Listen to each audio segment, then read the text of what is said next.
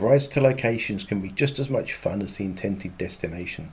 Seems farms, a fisherman, going along a rarely ridden track, or making an unplanned stop at somewhere interesting. Enjoy.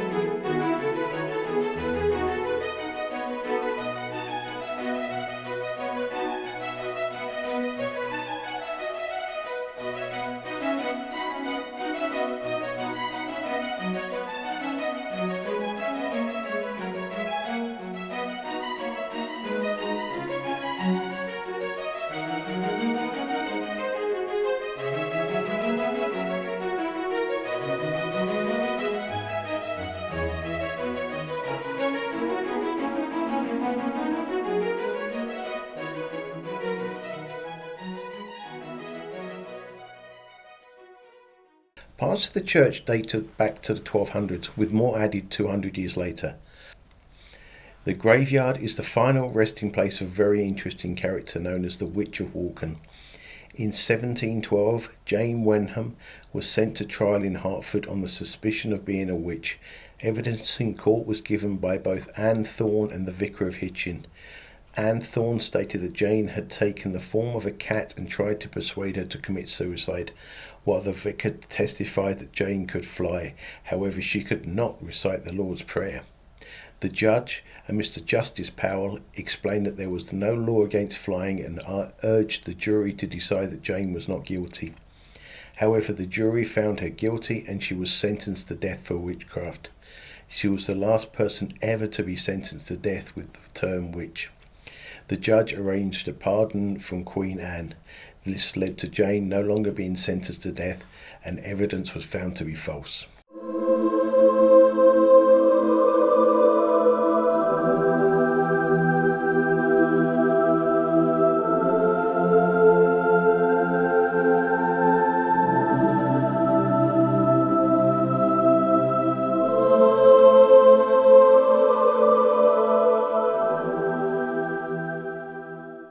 Under the tower there are figures of Sir William and Lady Harrington, who both died in 1626. Their daughter is shown kneeling at their feet. Lady Calvert, first wife of Sir George Calvert, also has a memorial there. Lady Calvert and her family were the chief landowners of Hertfordshire in the 15 and 1600s. Her husband founded the colony of Newfoundland and later the state of Maryland.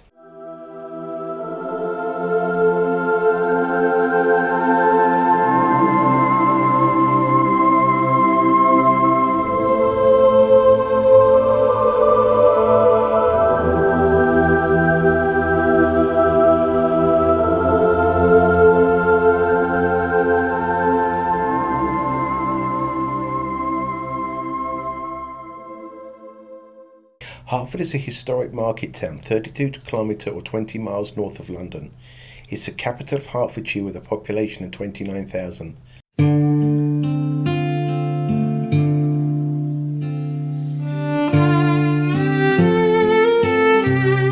Although All Saints Church looks old, it was actually built in 1895 after the previous church was burnt down 3 years earlier. The land has been used as a church since approximately the year 900.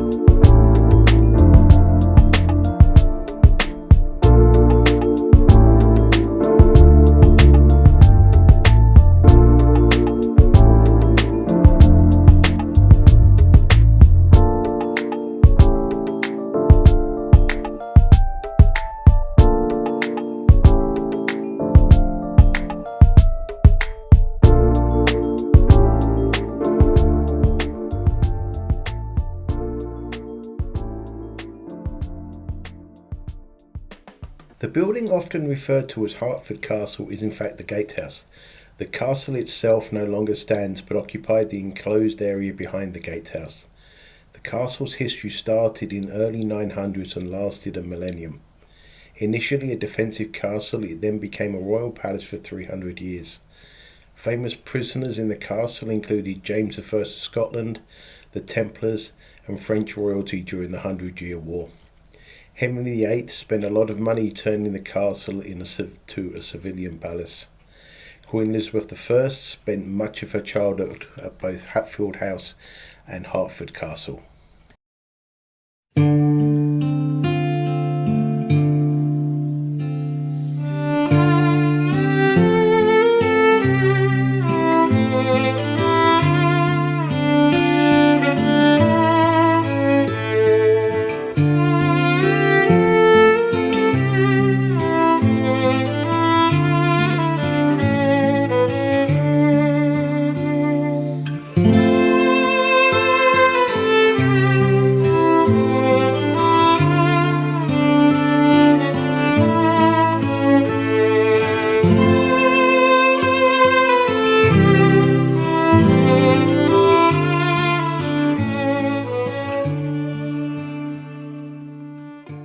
It is believed that this is the oldest church site in Hartford and that the first church was destroyed by the Danes in year 894. The present building was opened in 1870. It cost £4,000, was built in 9 months. The tower was added 5 years later and the bells rehung at a cost of £2,000. This combined cost is equivalent to about £900,000 today.